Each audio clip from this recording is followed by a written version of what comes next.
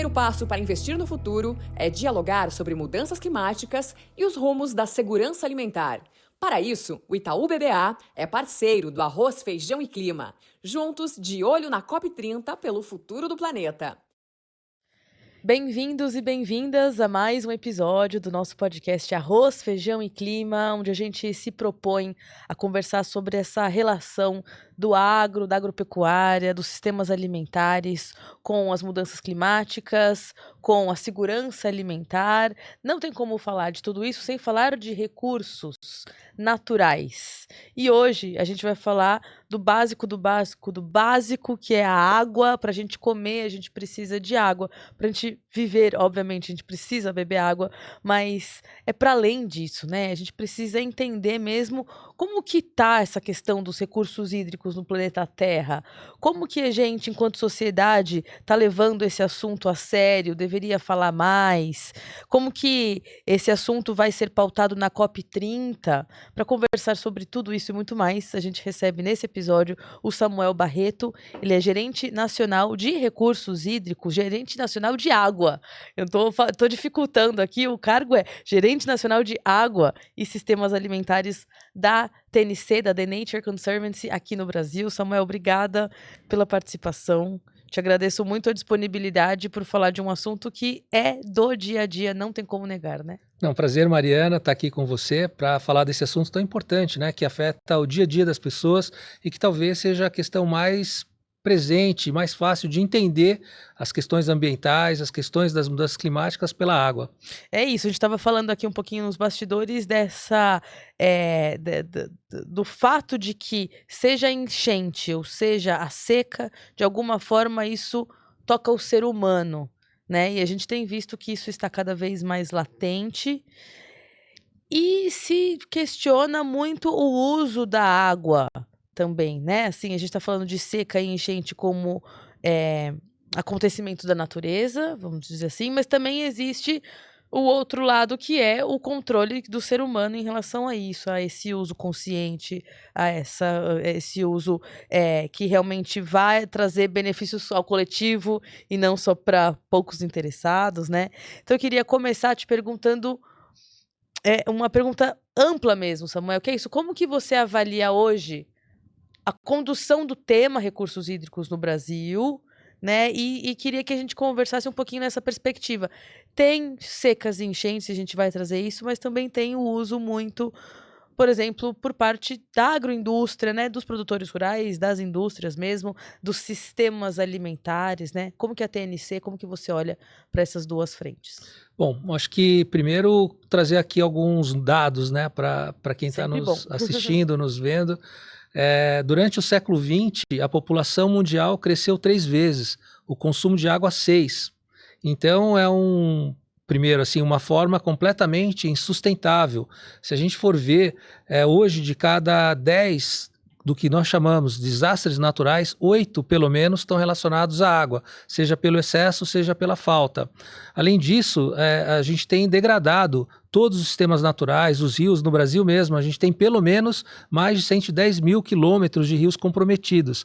Isso não significa só impacto para o meio ambiente, significa impacto para a economia, para a sociedade, né?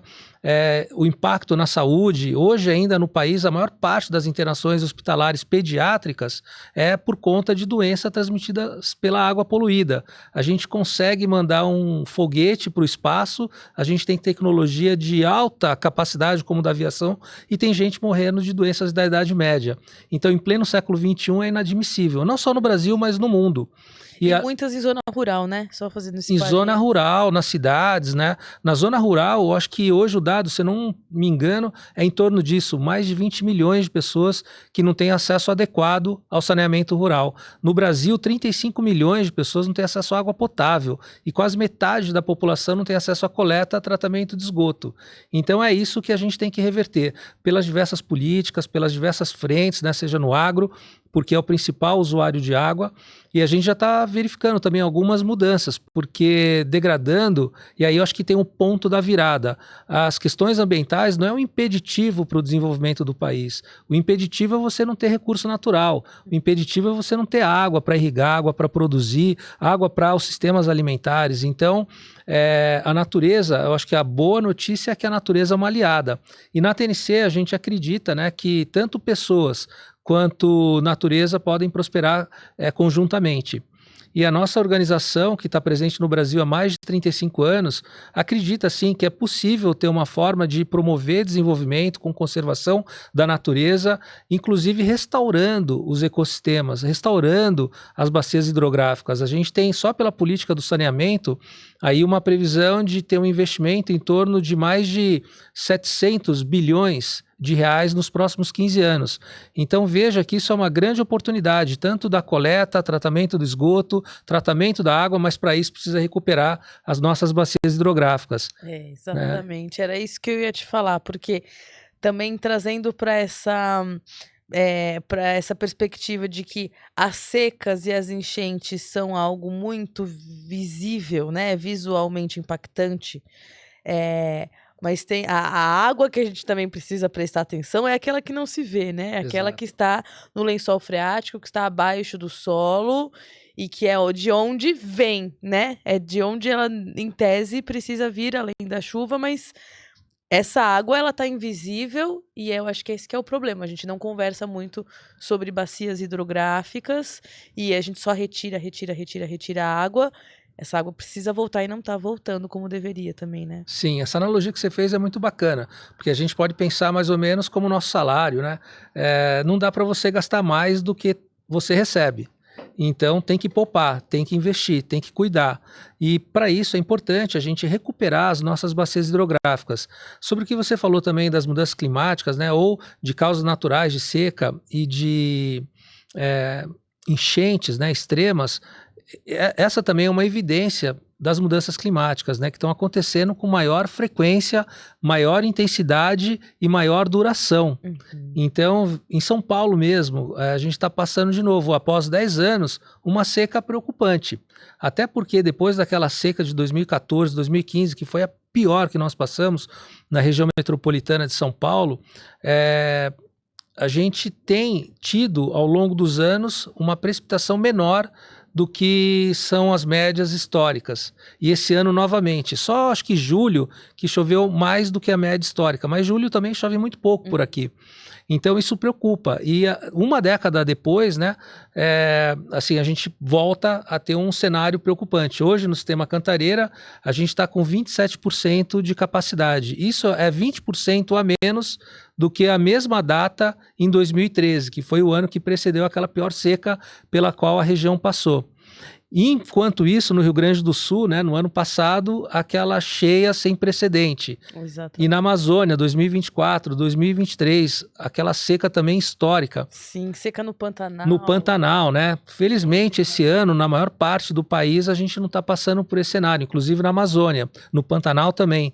Mas são os prognósticos das mudanças climáticas, do relatório do painel intergovernamental das mudanças climáticas, ele tem se confirmado e os fenômenos, né, que estavam previstos para acontecer mais adiante já estão acontecendo agora. Então é para ontem, na verdade, a gente começar a se adaptar. E aí eu acho que a boa notícia é que tem uma grande oportunidade com essa agenda da conservação que vai ajudar não só a restauração dos ecossistemas, mas também o investimento que pode gerar inclusão, pode gerar emprego, pode gerar desenvolvimento com recuperação ambiental e com produção, como bem você falou, dos sistemas alimentares. Pois é, acho que eu vou pedir para você trazer um pouquinho aqui de explicação dos conceitos, só para não deixar a audiência com dúvida da diferença, então, da gente tá falando de conservação e restauração, né, que são coisas diferentes, então acho que é importante trazer isso. E queria que, então, dentro desse contexto já de falar de conservar e restaurar, como que é o diálogo da TNC com produtores rurais? Porque vocês têm várias iniciativas que olham para os produtores, já entrevistamos a TNC aqui em outra ocasião também, então existe muito esse diálogo, vocês estão em campo, vocês são, né, constroem muitas coisas com outras entidades, muita parceria, né? como que é isso do ponto de vista de água e sistemas alimentares? Na prática, os produtores entendem e estão dispostos a conservar e restaurar? A conservação acho que é o primeiro aspecto, é não perder floresta, né? Você manter a paisagem, manter os ecossistemas, isso é muito importante. Então, a conservação é você manter aquele ambiente, é você poder fazer um uso adequado, um uso sustentável naquela paisagem. E a paisagem tem uma função ecológica. Se a gente consegue entender qual é essa função ecológica que vai inclusive beneficiar os proprietários rurais pelos serviços ecossistêmicos, eu acho que é uma forma importante de engajamento e de participação. A TNC, como você falou, né, é uma instituição que está baseada no diálogo, usando a melhor ciência disponível, dialogando com todos e procurando soluções possíveis também. Então, o proprietário rural é um grande parceiro, na verdade. A gente tem, inclusive, na Mata Atlântica, o primeiro caso, quando teve o pagamento por serviço ambiental. Hoje é um pouco até natural falar sobre isso, mas não era lá no final do século passado, começo desse século, com o conservador das águas em Extrema, que o proprietário rural tinha até uma desconfiança de receber um cheque. Falou, estou recebendo um cheque por quê? Por conservar a água, por restaurar. E veja que interessante, toda aquela área que foi recuperada durante esse período de seca que aconteceu na região sudeste em 2014, 2015, aquelas propriedades conseguiram passar numa boa, porque recuperaram as suas nascentes. Então, assim, a restauração, falamos da conservação, a restauração precisa recuperar essas áreas que foram perdidas, até porque na área rural tem muita área de pasto degradado. Então é preciso restaurar esses ambientes, entendendo essa função de paisagem. Por exemplo, áreas de recarga são áreas importantes. Por quê? Porque é por ali que a água vai infiltrar. E a gente aprende isso lá quando a gente é pequeno, né? Ainda no ensino fundamental, o antigo primário, ginásio, aprendendo o ciclo da água. Então, se a gente está voltando a entender essa paisagem e fazendo com que ela possa cumprir com a sua função, ela vai nos ajudar. Por quê? Porque ao chover, por exemplo, em vez dessa água escorrer, provocando erosão, provocando uma série de impactos, ela é amortecida, por exemplo, pelas paisagens, pela floresta. Essa água vai infiltrar e ela vai diminuir o quê? O pico da enchente. E no período de seca, que é o período mais complicado, é quando ela volta, parte dela volta para os rios, para a água superficial, que vai nos ajudar. Então, é importante restaurar a paisagem, não significa só restaurar a floresta, mas restaurar paisagens. A gente tem também áreas úmidas. Então, entendendo como que funciona uma paisagem, ela vai ser uma aliada para a conservação. E eu acredito, né, a gente acredita na TNC, Mariana, que é fundamental estabelecer um bom diálogo, porque às vezes é um pouco esse processo de convergência, de diálogo, de saber ouvir, de saber criar pactos, de trazer subsídio à tomada de decisão para um objetivo comum. E a gente tem tido sucesso, seja com um grande proprietário rural, seja com médio, seja com pequeno. Às vezes não é fácil, né? Mas você tem que começar. E é um processo que vai acontecendo, é como a construção da casa, tijolo a tijolo, para uma questão que é fundamental, que é a confiança.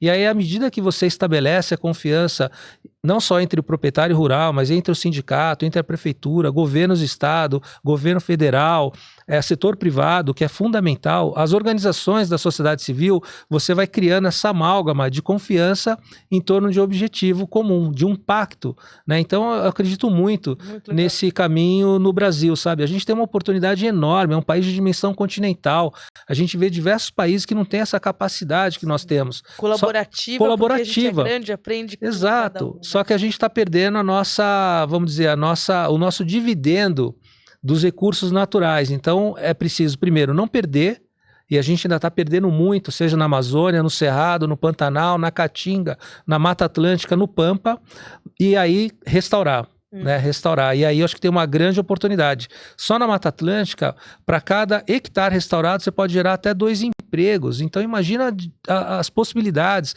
que a gente está falando de uma economia circular, né, de uma economia regenerativa, que vai gerar benefícios, inclusive do alimento que chega na nossa mesa. Né? Exatamente. E aí isso me faz pensar em duas frentes, né? Primeiro, bom, você está me falando que o diálogo com o produtor rural é muito bom, seja de pequeno, médio ou grande porte.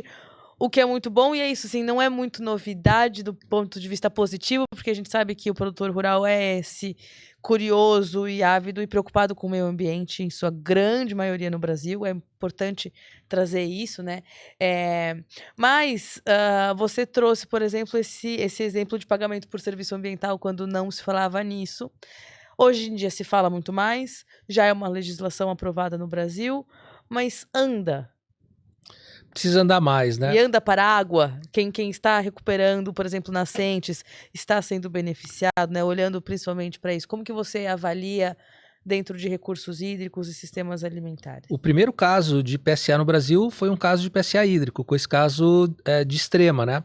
Com o projeto Conservador das Águas, com a ANA, Agência Nacional de Água, Saneamento Básico como parceiro, a TNC, outras instituições parceiras. Então esse foi o primeiro caso.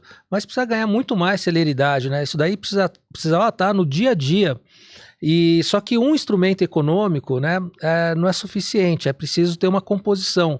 Para quê? Para que a conta seja factível de ser alocada. Então, a gente está falando de recursos que pode vir da prefeitura, pode vir do setor privado, pode vir de diversas fontes das políticas públicas. É assim que a gente tem feito, né? Então, um recurso de comitê de bacia na região costeira do país, Mata Atlântica, tem muito, né, disso acontecendo. Precisa ganhar escala, mas contar com recursos de comitê, contar com recursos de compensação ambiental, contar com recursos de tudo que é fonte, do carbono, né? Das diversas possibilidades, para quê? Para fazer um consórcio de recursos. E aí sim com uma convergência de um objetivo comum. Esse objetivo pode ser a conservação, pode ser a restauração, que vai gerar múltiplos benefícios. Benefícios para a produção agrícola, benefícios para os outros usos múltiplos, para a geração de energia, para o abastecimento doméstico das cidades, né? Quer dizer, para todo mundo. E ao mesmo tempo proteger no meio ambiente. Então a gente não vê dissociação, não vê um conflito, não vê um dilema entre conservar e desenvolver. A gente vê um conflito sim, em perder recursos naturais, e isso ser um impeditivo de uma alavanca importante para o país. E além disso, né, Mariana, a gente também entende como fundamental o direito dos povos originários, das comunidades tradicionais, né, que estão sendo muito impactados. Sim. Então, é a forma de estabelecer, eu acho que esses diálogos e políticas públicas é absolutamente fundamental. Mas é preciso ganhar escala e celeridade. Na área hídrica, né, talvez seja uma oportunidade. Por quê? Porque isso está mais presente no nosso dia a dia. É fácil de entender quando você acorda, não tem água na sua torneira. É visível para todos nós. Ou pelo excesso também, que também é um problema, como a gente viu no Rio Grande do Sul no ano passado. Então acho que tem uma oportunidade, mas é preciso dar celeridade para que essas coisas aconteçam. Uhum. E aí você traz esse exemplo do Rio Grande do Sul, que de fato é emblemático, né? Foi muito chocante pelas imagens que a gente viu, né? Os relatos das pessoas, é claro. E eu me lembro muito de que, assim, uma das coisas chocantes da época é que não houve previsibilidade. Nem os maiores sistemas mais sofisticados de meteorologia tinham previsto que ia acontecer aquilo naquela magnitude. E vimos o quanto que isso desencadeou questões relacionadas ao preço do arroz. Uhum. Produção do arroz, distribuição, entrou Conab no meio, ministérios e tudo mais, né? Tudo por uma questão de clima barra água, colocando assim, né? Como que você acha que também está a maturidade do agronegócio, dos produtores agrícolas, da agroindústria, né, desse segmento da economia brasileira, em discutir isso de uma forma séria e preditiva, assim? Porque adivinhar o futuro é impossível, mas ter práticas ali, né, para exatamente mitigar, diminuir e se adaptar a elas, isso já é possível, né? É muito possível. Eu acho que tem evoluído, mas precisa evoluir muito mais também o setor. Né? A gente ainda encontra resistências dentro do setor, então é preciso entender. Às vezes no discurso aparece, mas na prática acho que tem que ter um aprimoramento também do setor, entendendo que ele pode ser muito impactado, como aconteceu nesse caso específico que você citou do arroz. Mas também dá para verificar alguns fatores que foram aceleradores do impacto. Por exemplo, em Porto Alegre, que eu acho que as pessoas vão se lembrar, comportas não tinham a manutenção adequada. Uhum. Tinha um espaço entre as comportas que era quase 1 metro de abertura. Então, bombas de drenagem não estavam funcionando. A legislação ambiental foi flexibilizada pelo governo do estado. Então, são essas questões também que a gente precisa colocar em ordem e precisa ter, o plano nunca é durante. Eu acho que esse é um ponto, um tip point também importante da nossa mudança de cultura e uma nova cultura do cuidado com a água, porque a forma de atuar não é durante o desastre, é você ter uma previsibilidade, se planejar com antecedência. E aí eu acho que a gente também pode aprimorar os modelos matemáticos, os radares, a tecnologia está aí para nos ajudar.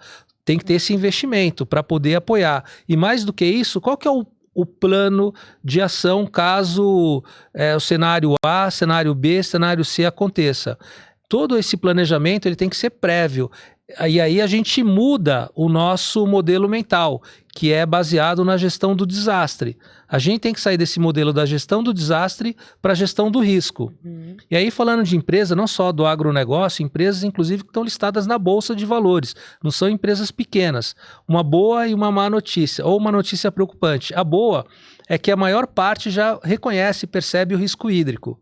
Então, isso eu acho que é um ponto positivo. Mais de 90% das empresas listadas reconhecem que tem um problema relacionado à água. A notícia desafiadora é que menos da metade tem um plano de ação para lidar com esse risco. É como se você estivesse voando numa aeronave sem plano de voo. Você vai ao léu. Então é isso que a gente tem que mudar, se planejar, se antecipar. E todas as instâncias, né, seja do poder público, municipal, estadual, federal, tem que estar mais alinhada. Né? Tem que ter os planos municipais de adaptação, plano estadual, plano federal. E não só os planos serem elaborados, mas serem implementados. Junto com a iniciativa privada, junto com a sociedade civil. É algo tão complexo que ninguém sozinho vai dar conta disso. Mas inverter esse modelo mental da gestão do desastre para a gestão do risco.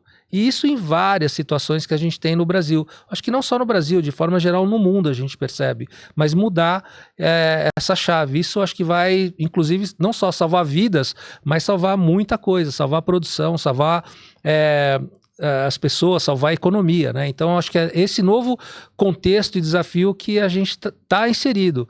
A gente tem tecnologia, tem que ter decisão política, tem ciência disponível, né? E aí eu acho que tem um aspecto também importante, que a gente falava muito, ou ouvia muito falar do negacionismo climático.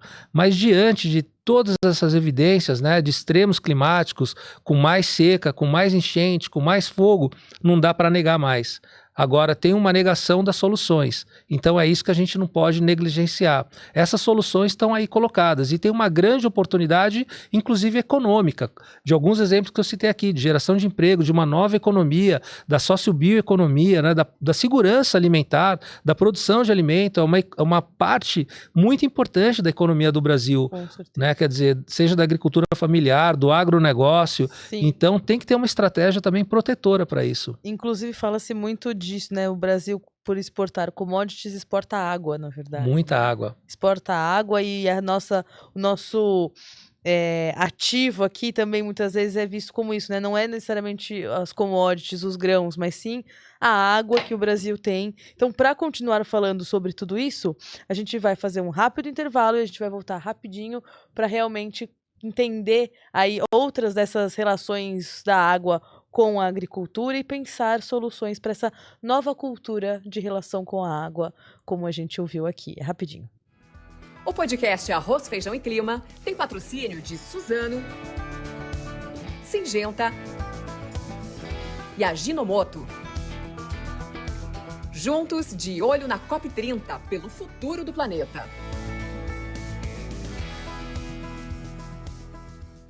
A gente está conversando com o Samuel Barreto, da TNC, que entende tudo de água, que está aqui fazendo esse exercício com a gente de entendermos, de nos ajudar a entender sobre como está a relação dos recursos hídricos entre Brasil e setor produtivo.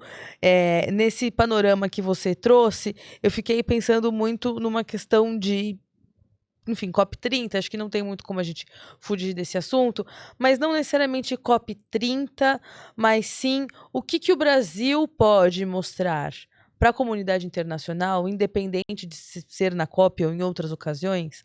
Mas o que o Brasil tem também de pontos positivos para mostrar que é isso, assim, que está dando certo, mas que precisa ganhar escala, né? Acho que temos bons exemplos e comunicá-los para o mundo é importante. Quais são esses bons exemplos e quais que você acha que é isso, dá para ganhar escala? Como fazer? Não, excelente tua pergunta, Mariana. Eu acho que o Brasil é um celeiro dessa referência de liderança, inclusive na área socioambiental, no mundo. É reconhecido por isso. Veja toda essa discussão em torno do clima, em torno da proteção das florestas, né, em torno dos mecanismos econômicos. Então, de fato, é uma liderança. Precisa reafirmar isso, acho que consolidar esse papel e uma nova oportunidade, eu acho que de não só inspirar, mas desse movimento global em torno dessa agenda.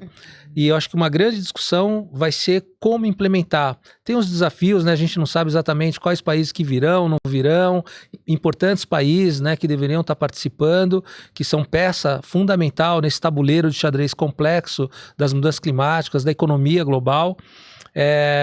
Mas eu acho que tem um grande papel, o Brasil mesmo, né? Acho que retomando todo esse mecanismo de combate ao desmatamento, importante falar sobre isso, né? Com a redução do desmatamento na Amazônia, mas o Cerrado ainda sendo muito impactado, o Cerrado que a gente fala que é o berço das águas do Brasil, das 12 regiões hidrográficas do país, 8 estão no Cerrado, que manda água para tudo que é lugar. E agora, recentemente, saiu uma pesquisa também mostrando o impacto do desmatamento na precipitação na Amazônia, nesse período de seca. Então você vê como que as coisas estão correlacionadas. O uso do solo, a forma como nós usamos esses recursos e como que isso se impacta com aquilo que a gente chama dos rios voadores. Né? Ou seja, dessa evapotranspiração, que essa... vamos dizer, essa máquina de água também que tem na Amazônia, onde metade dessa chuva cai localmente e parte dessa chuva, junto com os ventos que vêm do oceano, bate nos Andes, chega no centro-sul do país e vai para fora do país, inclusive, trazendo impactos positivos ou negativos para a geração de energia, para a produção de alimento, para o abastecimento das cidades. Então é importante, né, eu acho que equacionar primeiro essa questão do desmatamento, que é um ponto importante, o Cerrado ainda tendo um desafio enorme, daquilo que se coloca como desmatamento zero. Acho que é importante olhar em torno desse pacto também, e nós acreditamos que é possível aumentar a produção agrícola sem precisar desmatar um único hectare no país. Então, eu acho que em torno disso, nós temos uma grande oportunidade de, inclusive, fortalecer a nossa economia, porque hoje, daquilo que é consumido no país, tem aumentado uma exigência, mas principalmente uma exigência na exportação, né, de quem está comprando principalmente na Europa e mesmo na China, está mudando isso, né? Quer dizer, aquilo que você está exportando é proveniente de desmatamento que está também trazendo impactos sociais. Então, acho que tem aí questões importantes. Na agenda hídrica, como você perguntou, o Brasil também é uma referência, né? Hoje, no mundo, talvez seja o lugar que nós temos maior números de comitês de bacias hidrográficas, que é um espaço interessante de envolvimento de poder público, da sociedade civil, dos usuários de água, em torno de instrumentos de gestão, olhando para aquela questão que eu estava comentando, sair da gestão do desastre para a gestão do risco, para a gestão preventiva. Aqui numa bacia próxima, a bacia do Piracicaba, Capivari e Jundiaí, que é uma bacia federal entre o estado de São Paulo e Minas Gerais, com a implementação de um instrumento de gestão, que é a licença de uso de água, a outorga, reduziu em torno de 30% o uso da água, de uma forma inteligente. Por quê? Porque a gente também tem muito desperdício. Então, só para dar uma das possibilidades de como que a gente pode melhorar num assunto que no país a gente ainda perde muita água. A média de perda é em torno de 40%. Tem algumas regiões que a gente perde 70%. Então, da mesma maneira que a conservação, a restauração, a gente tem que usar de uma maneira muito mais eficiente em todos os setores.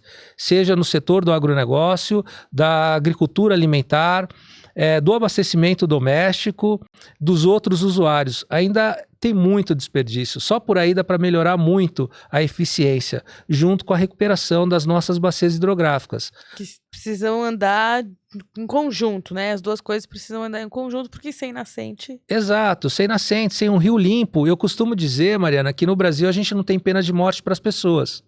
Não temos no Brasil, espero que não tenhamos. Mas para a água a gente tem.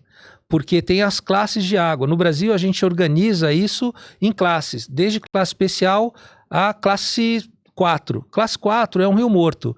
É o rio Tietê, em São Paulo, na capital. É o rio Pinheiros, passando pela capital. Então a gente precisa recuperar essas águas, precisa recuperar esses rios. O que eu penso é que a gente poderia, da mesma maneira que a gente tem um plano de transição energética, um plano de transição ecológica, a gente também deveria ter um plano de transição para extinguir rios de classe 4 no Brasil. Porque com o investimento que vai ser feito, aqueles 700 bilhões, chega até mais de 900 bilhões nos próximos 15 anos no setor do saneamento, em 15, 20 anos daria para extinguir isso, melhorando a qualidade de água, voltando, devolvendo a vida aos rios, né? Devolvendo a vida dos rios para as cidades. São Paulo. Isso é possível. Em diversas regiões do mundo isso está acontecendo, inclusive rios que estão enterrados, devolvendo para o convívio com as pessoas. E mesmo em outros lugares, né? A qualidade da água já impactando o uso para irrigação, o uso para navegação, o uso para geração de energia, o uso para lazer. Aqui mesmo, muito próximo, né? A gente tem Cabreúva, Itu, não sei se você conhece a região, uma região de corredeiras. Se aquele rio fosse limpo, né, como foi no passado, você poderia ter uma série de atividades esportivas. Você incentiva o turismo. Você devolve o rio para as pessoas, o rio para a cidade. Né? Então, a gente tem muita oportunidade para isso. É preciso ter decisão, não é só uma questão dos aspectos técnicos, também, mas é uma questão de decisão política. De vontade política, de compromisso, e isso eu espero que possa acontecer também durante a COP. Né? Qual mensagem clara, transformadora, inspiradora que vai ser levada para lá, para que de fato, não só no Brasil, mas no mundo, a gente possa reverter esse cenário. E eu coloco esse desafio não é só no Brasil, porque só no tema ainda do saneamento, nós percebemos que apenas 1% do investimento das 4.000 médias e grandes cidades é alocado esse recurso para recuperar as bacias hidrográficas. 1% apenas. A maior parte do recurso ainda é usado, claro, em algumas medidas que são importantes, que a gente chama da infraestrutura cinza. Mas reconhecer que a infraestrutura verde, a restauração dos ecossistemas gera resultado, gera impacto, é absolutamente fundamental. Sim. Mas apenas 1% do investimento no mundo é alocado para isso, das 4.000 médias e grandes cidades. E o Brasil já tem algumas experiências nesse sentido. Santa Catarina, em Camboriú, onde a Companhia de Água Municipal, a Agência Reguladora de Água, entendeu que isso é fundamental e investe hoje para conservar, para restaurar, inclusive para fazer o pagamento para o serviço ambiental para o proprietário rural, onde todo mundo ganha. Né? Porque a água, para chegar na nossa torneira, vem de ambientes como esse, da área rural. Exatamente. Então é esse fio lógico, né, da propriedade rural, da mesma maneira que a gente fala, como que é, do campo à mesa, da bacia hidrográfica à torneira, né? Então a gente precisa fazer essas conexões e eu acho que é uma oportunidade também do Brasil resgatar a liderança, resgatar não, mas acho que construir também a liderança nessa agenda hídrica pelo mundo. E aí você traz essa ponte, né, da bacia hídrica até a torneira, e como que isso começa com os produtores rurais, né, com esse reconhecimento, com a própria recuperação das nascentes em propriedades rurais, né? Eu já tive a oportunidade de visitar um projeto no Cerrado Mineiro, que é assim, que é espetacular, né? Que é espetacular, e é isso, assim, um projeto de recuperação. A nascente sempre esteve ali, mas, né, por muitos anos ela estava soterrada, ela estava ali, né, sem cumprir a sua função, e eles recuperaram essa nascente. Dá para perceber o quanto que causa felicidade mesmo e bem-estar, e aí muda toda a questão da biodiversidade, né? E eu queria entender um pouco com você, como que você olha a importância e o quanto que a gente precisa também fortalecer mecanismos, né, esses instrumentos de reserva legal e APP, né? Então, assim, o quanto que essa obrigação de ter essas áreas acaba contribuindo para recursos hídricos e para manter essa água na propriedade rural, mas para além de olhar só eles de forma separada, a APP, a reserva legal, olhar os corredores ecológicos, né? Assim, que o Brasil tem falado muito disso, deve levar isso também para a COP. A gente vê tanto iniciativa privada, pública, ONGs, enfim, né, até instituições financeiras, falando também da necessidade dessa construção de corredores ecológicos. Isso é, de fato, uma solução? O quanto que isso é implementável? Eu acho que é uma das soluções, né? Então, por exemplo, olhando para a Mata Atlântica, que é um bioma que está ultra ameaçado, é um dos hotspots globais, um dos biomas mais ameaçados de extinção. No Brasil são 2, Mata Atlântica e Cerrado. E é um bioma que está todo fragmentado, são pequenos fragmentos que trazem riscos, né, mesmo para a biodiversidade, porque não tem fluxo gênico, porque não tem uma série de outras condições favoráveis, condições habilitantes para proteger, né, e salvar espécies de extinção, sejam elas terrestres ou aquáticas. Então os corredores é uma forma, sim, de viabilizar essas reconexões. E a gente pode olhar também não só a parte terrestre, como esses corredores naturais, mas também as águas, os corpos d'água também como um vetor de conexão desses ambientes. Até porque tem espécies que são dispersadas por peixes.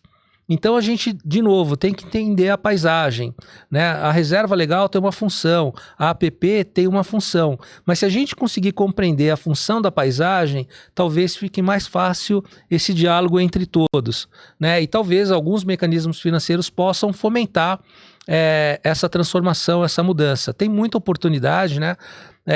Como tenho ressaltado aqui no nosso bate-papo, dessa recomposição, dessa conservação, mas ainda tem muito conflito em torno de toda essa agenda, reserva legal, cerrado, né? Quer dizer, eu acho que só do ponto de vista de desmatamento legal do cerrado, pela legislação, é maior, muito maior do que a nossa meta climática de NDC do Brasil, pelo desmatamento legal.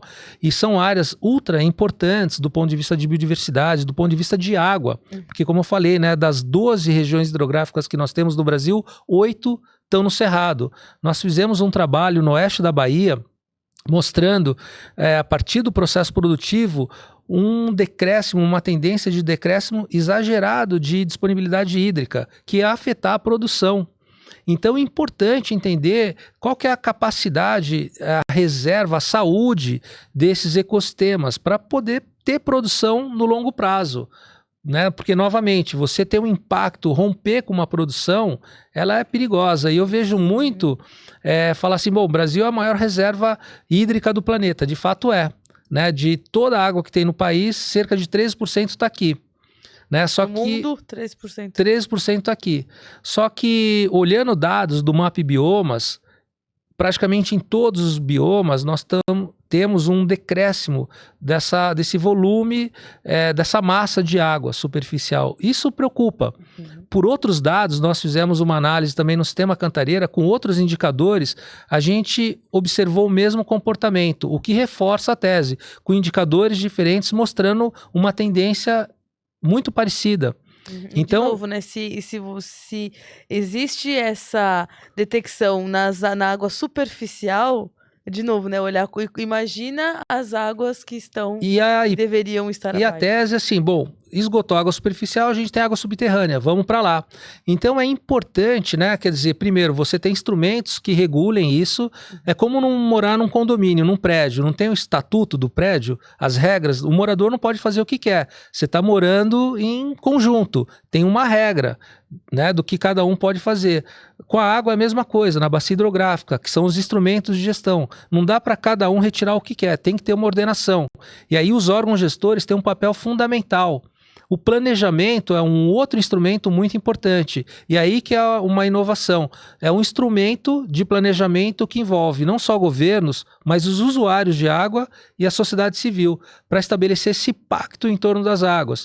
Tem a cobrança pelo uso da água, que é um nome ruim, não deixa claro qual é o seu objetivo. Mas um deles é fazer a implementação desse plano, que, se bem implementado, vai trazer benefício para todos. Água em quantidade e qualidade, inclusive com as medidas de adaptação, de recuperação dos sistemas, combinando infraestrutura cinza e infraestrutura verde.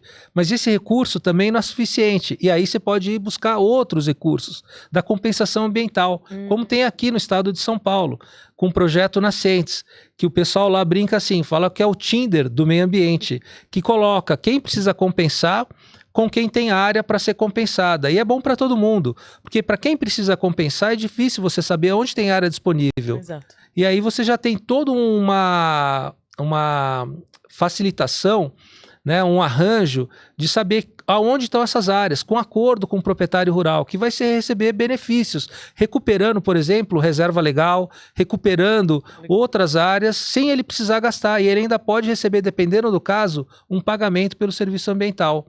Então, melhor dos mundos, hein? Mas o pagamento pelo serviço ambiental é a menor parte do benefício. Eu digo esse arranjo todo, né? Exato. E se você for olhar, todos esses atores, não tem nenhum perdedor. Todo mundo sai ganhando. Isso acho que é uma coisa interessante. Ninguém sai perdendo. Ganha o proprietário rural, ganha a pessoa que precisa fazer a compensação. Você tem uma efetividade muito melhor da aplicação do recurso numa área de impacto. E ganha a sociedade como um todo. Então, pode parecer, de certa forma, uma utopia, mas eu acredito muito na força do diálogo.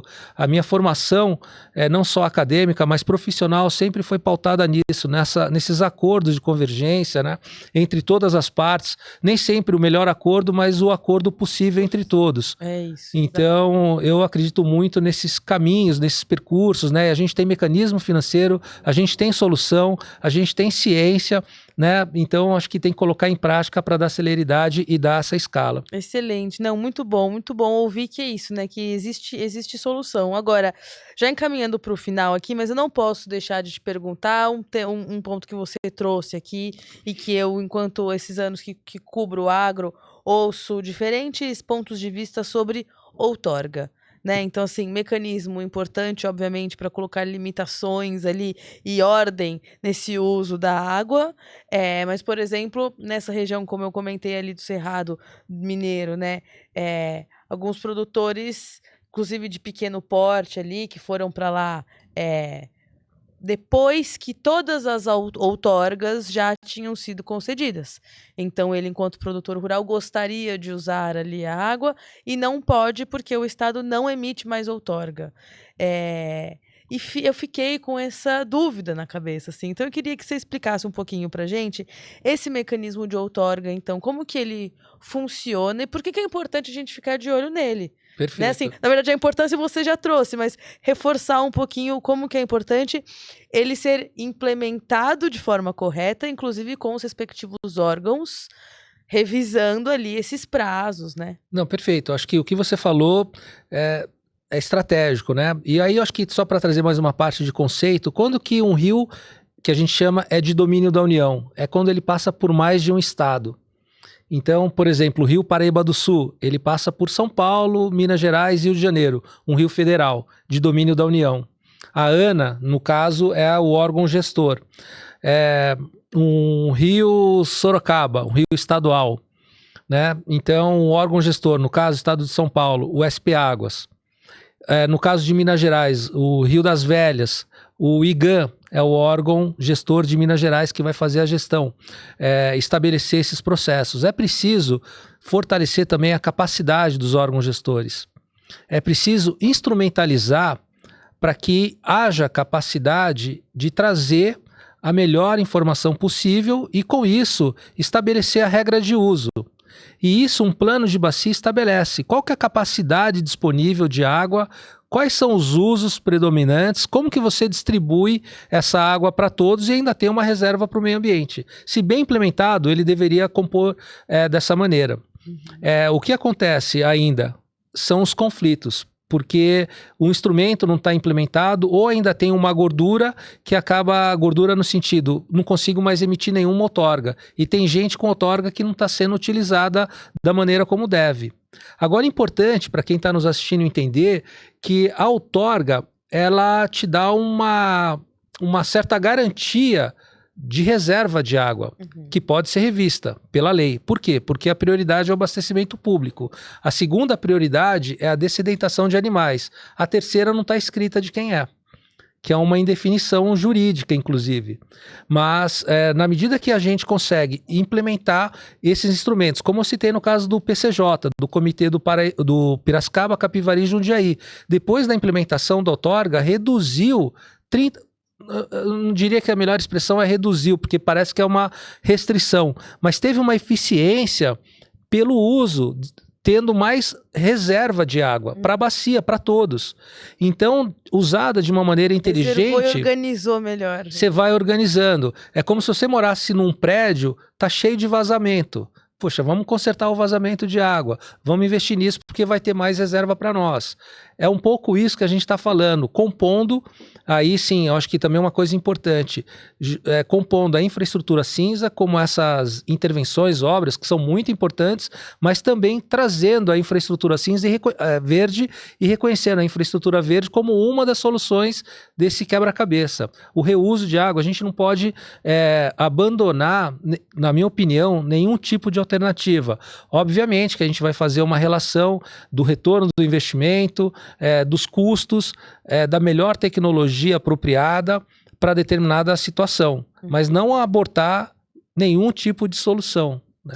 Sim, interessante isso. Até porque é isso, né? O Brasil é muito plural, né? Então são diverso, soluções muito diferente de uma região para outra. Sim, de biomas, né? E não tem um corta-recola para cada lugar, mas a gente tem inteligência, a gente já tem tecnologia, a gente tem conhecimentos, inclusive conhecimentos tradicionais, que também tem que ser levado em consideração, né? Que dão resultado e que precisam também fazer parte desse rol, desse cardápio, desse menu das soluções, desse novo cuidado, dessa nova cultura de relação com a água.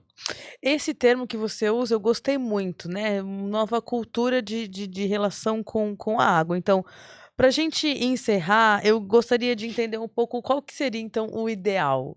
O que é o ideal de uma nova cultura do ser humano com a água, olhando para as zonas rurais e zonas urbanas, principalmente pensando aqui na faixa etária do nosso público, que é uma faixa etária que vai ali de uns 24 até uns 40, então é uma faixa ampla, mas muitos do público, né, dos 24, às vezes não está inserido nessa realidade de preservação da água, de utilização de forma consciente. E é o público que, por exemplo, pode pensar o futuro e viver, quem sabe, o futuro do Rio Pinheiros limpo. Tomara que todos nós vivamos, né? Mas assim, então o que é essa nova cultura? Como que você definiria essa nova relação que o ser humano precisa ter com a água, que o brasileiro, que as regiões brasileiras precisam ter? Fazendo uma analogia, espero que fique didática, né? Eu compararia com o nosso passaporte, onde você precisa dele para entrar em algum país. Né? Essa nova cultura pela água é o nosso passaporte para o futuro. Eu acho que essa nova relação de entender que a gente está degradando numa velocidade sem precedência, que nesse cenário a gente está como se estivesse pilotando um avião em direção a uma montanha. Né? Quer dizer, vai colapsar. Montanha seca. Uma montanha seca, a gente está entrando em risco. Né? Então ainda dá tempo de reverter todo esse processo. Não dá para usar mais do que a capacidade de repor. Né? Não dá para você andar pela cidade em plena seca e você ver as pessoas varrendo a calçada com água. Não dá para você ter 70%, 40% de desperdício quando a gente está produzindo água potável. Né? Não dá para ter mais de 110 mil quilômetros no país com rios contaminados, né? Prejudicando não só a saúde das pessoas, o meio ambiente, mas os diversos tipos de uso, impactando a economia. Então, é esse novo olhar, né? Quer dizer, com essa lógica da regeneração, né? Do vigor que a gente tem de oportunidade de entregar qualidade de vida, de entregar, acho que, desenvolvimento econômico, um pilar, né? Fundamental de desenvolvimento estratégico para o país, que é a água, de bem-estar, de paz. Né? Então, é com essa visão que eu definiria esse novo olhar de cuidado com a água. E ainda considerando que tem outras dimensões da água que a gente também precisa considerar. Né? E eu acho que para o público, que você falou do público-alvo, eu tenho percebido assim também outras lentes e formas de ver essa situação, né? De uma abertura. Mas eu também vejo da geração anterior também com aquele orgulho. Eu não sei se foi a tua percepção quando você comentou do Cerrado Mineiro, do orgulho, né, de ver um proprietário rural revigorando, recuperando uma nascente. Eu acho que a gente tem uma oportunidade nesse diálogo com a água, com as pessoas, porque ela é perceptível, a gente reconhece essa relação quando a gente acorda, quando a gente vai escovar o dente, quando a gente lava o olho, os olhos, o rosto, quando a gente vai tomar banho, quando a gente vai cozinhar, tá no nosso dia a dia, né? Então eu acho que cabe um pouco essa capacidade, talvez, de convencimento, de inspirar. Eu vi um filme recente, um filme espanhol, sobre um plebiscito que aconteceu no Chile, chama não em espanhol, NO. Eu recomendo que todos vejam, sabe? Porque eu acho que tem uma forma, talvez diferente também, de convencer a sociedade que é um desafio. Não pela pressão, não pelo não, mas pelo que é possível ser feito. E como que a gente pode construir isso de uma maneira conjunta, né? As intervenções que nós realizamos nunca é você dizendo, faça isso, faça aquilo, mas construindo. E a gente acaba fazendo muito mais do que a reserva legal, do que a APP com uma boa produção, revigorando o solo, com uma agricultura regenerativa, né? Quer dizer, com as oportunidades. Por que não, né? Pensar em todas as oportunidades juntas. Que é isso, né? É um grande ciclo, né? Assim, as coisas, elas se complementam. Eu acho que a água é o grande fio condutor da vida. Ela conecta os territórios, ela conecta os ecossistemas, ela conecta as culturas, os povos. Não é só que esse fio está tenso. Ele está tenso por conta dessa degradação. A boa notícia é que dá tempo de revigorar. E aí o setor da agricultura, da pecuária, da grande escala, da média escala, da pequena escala é uma parte fundamental para essa resposta. Até porque é o maior usuário de água no Brasil e no mundo. É isso, exatamente por isso que a gente trouxe e deve trazer mais e mais esse assunto aqui. Samuel, muito obrigada pela sua participação, muito didático, obrigada pelos exemplos, por ajudar a gente a entender, trazer esse panorama e obrigada por pensar soluções. Estamos aqui para isso, inclusive, também. Não, muito obrigado, Mariana, um prazer estar aqui, adorei participar, passa muito rápido, né? A gente está à disposição, conta aí com a TNC. Obrigada, muito obrigada e obrigada a você que assistiu esse episódio até aqui, que se propõe então a ouvir, a dialogar sobre o uso da água no Brasil, como que a gente enquanto sociedade começa a introduzir mais essa discussão entre os nossos amigos, familiares. É importante a gente falar sobre a água, porque é isso, além dela ser o óbvio para a gente viver, ela também está muito atrelada às formas de viver, né? As formas do viver da população brasileira tem a ver com a nossa higiene, mas também com a nossa alimentação. Então, por isso que é importante pensar a nossa nova cultura de relação com a água, como o Samuel trouxe aqui. Se você tiver dúvidas, comentários, deixe nas nossas redes sociais. Nossos episódios vão ao ar toda quarta-feira, no YouTube, no Spotify, então segue a gente por lá, comenta, curte, compartilha. É claro que a gente também está lá no Instagram com alguns trechos das entrevistas e também outros conteúdos que se complementam aqui no nosso dia a dia, nas pautas do Arroz, Feijão e Clima. Então é só seguir a gente lá, Arroz, Feijão e Clima. Se você quiser mandar um e-mail pra gente, ser apoiador, patrocinador aqui do podcast, é só escrever para arrozfeijãoclima@gmail.com. Esse assunto de recursos hídricos a gente vai continuar acompanhando lá em Belém, na COP30. O Arroz, Feijão e Clima vai estar lá. Então, por isso, a gente está de olho nos comentários, porque vocês podem ajudar a gente a fazer essa apuração. Afinal, é um lugar de diálogo, de construção coletiva. Por isso que eu também te espero, não só nas redes sociais, mas nos próximos episódios. A gente se vê, até lá.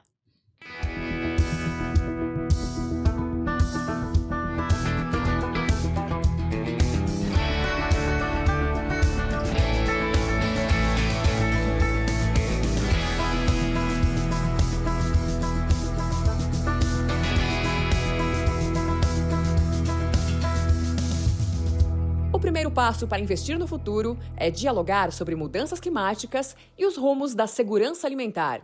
Para isso, o Itaú BBA é parceiro do Arroz, Feijão e Clima. Juntos, de olho na COP30 pelo futuro do planeta.